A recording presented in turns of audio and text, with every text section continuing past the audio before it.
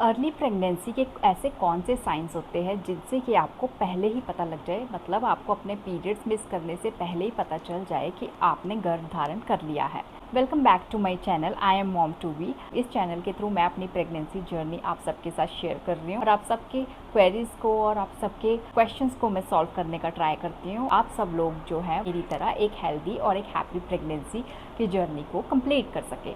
अगर आप pregnancy plan कर रहे हैं तो ऐसे कौन से साइंस होते हैं जो हम हमारी बॉडी में फील करते हैं ताकि हमें अपने मिस्ड पीरियड से पहले ही पता लग जाए कि हाँ, हम प्रेग्नेंट हो चुके हैं। तो वैसे तो क्वाइट ऑब्वियस जो सबसे फर्स्ट साइन जो है वो है मिस्ड पीरियड। तो मिस्ड पीरियड तो इट्स वेरी क्वाइट ऑब्वियस कि अगर आपने प्रेगनेंसी कंसीव कर ली है, जो आपका पीरियड है, जो भी आपका रेगुलर साइकिल है, चाहे 28 डेज़ का, 30 डेज़ का या उससे ज़्यादा के दिनों का, वो मिस हो जाएगा। इवन जो आपकी लास्ट पीरियड डेट होगी वो डेट मिस हो जाएगी और आपको पीरियड्स नहीं आएंगे। ये तो एक ऐसा साइन है जो कि सबको पता है। इसके अलावा पीरियड्स को मिस करने से पहले ऐसे बहुत सारे साइंस हैं जो कि आपकी बॉडी फील करना स्टार्ट कर देगी। अगर आप प्रेगनेंसी प्लान कर रहे हैं और आपको पता चल जाए इन साइंस के थ्रू, थोड़ी सी इंडिकेशन मिल जाए कि हाँ आप प्रेग्नेंट है, तो आप अपने लाइफस्टाइल में चेंजेस ला सकते हैं और अपनी प्रेगनेंसी को उस तरीके से कैरी कर सकते हैं ताकि आपका बेबी और आप दोनों ही हेल्दी रहे। तो मोस्टली लेडीज़ को नॉजिया और वॉमिटिंग जैसा फील होने लगता है। जैसे ही आपका कंसीव हो जाता है तो कंसीव होने के बाद जैसे कि 2 वीक्स तक तो हमारा एवोल्यूशन विंडो निकल जाने के बाद जब कंसीव होता है तो 3rd वीक में आपको थोड़ा नॉजिया और वॉमिटिंग जैसा फील होगा। कई लेडीज़ को थोड़ा मॉर्निंग सिकनेस रहती है, लाइक वॉमिटिंग कईयों को नहीं आती है बट फील होता रहता है कि वॉमिटिंग आ रही है।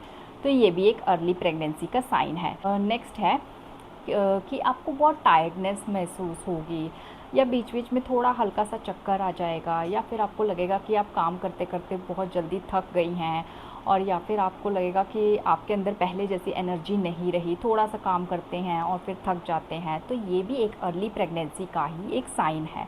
तो ऐसे में आपको यही करना चाहिए कि अगर आपको थोड़ा सा भी चक्कर जैसा या थकावट महसूस हो रही है तो आपको ब्रेक लेना चाहिए। 5-10 मिनट बैठिए, take a glass of water और थोड़ा खुद को रिलैक्स करो। उसके बाद ही आप जो भी कंटिन्यू कर रहे हो आप उसे कंटिन्यू कर सकते हैं। नेक्स्ट एक और साइन है हमारे ब्रेस्ट में जो चेंजेस हमें फील होने लगे।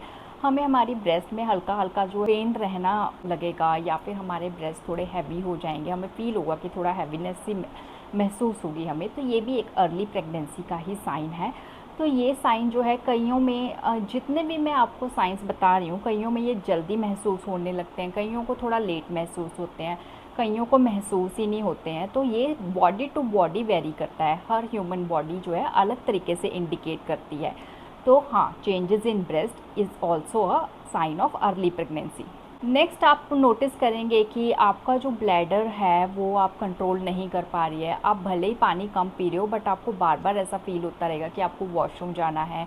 यूरिनेशन जो है वो हमारा इंक्रीज़ हो जाता है। इसका रीज़न ये है कि जब हमारे अंदर यूट्रस में हमारे बेबी के लिए जगह बनने लगती है तो हमारे ब्लैडर के ऊपर प्रेशर पड़ने लगता है, जिस वजह से हमें बार बार ऐसा फील होता है कि हमें जो है वॉशरूम जाना है। कम पानी पीने के बावजूद भी हम बार बार वॉशरूम जाते हैं, कई बार रात को भी उठ उठ के जाते हैं और कई बार हमें प्यास भी बहुत ज़्यादा लगने लगती है। तो ये भी एक अर्ली प्रेगनेंसी का ही साइन है। नेक्स्ट साइन है इम्प्लांटेशन ब्लीडिंग।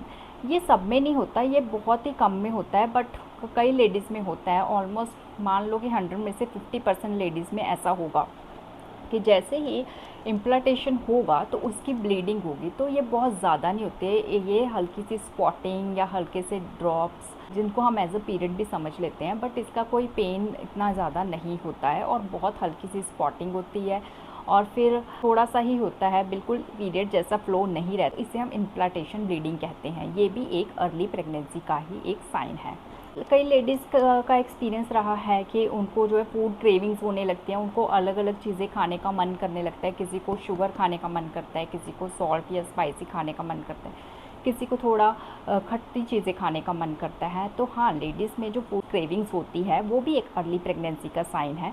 इसके अलावा कई बार लेडीज़ में स्मेल को लेके इशू हो जाता है कि कई चीज़ों की स्मेल उनको अच्छी नहीं लगती हैं। जिन चीज़ों की स्मेल उन्हें पहले अच्छी लगती थी वो अब उनको ख़राब लगने लगी है, तो उनको वो स्मेल बहुत अजीब लगने लगी है। तो ये भी एक अर्ली प्रेगनेंसी का ही एक साइन होता है। नेक्स्ट है मूड स्विंग्स। मूड स्विंग्स रहने लगते हैं कुछ वुमेन में। कईयों का बहुत बिहेवियर चिड़चिड़ापन हो जाता है, कईयों को गुस्सा जल्दी आने लग जाता है, कईयों में पेशेंस थोड़ा कम हो जाता है।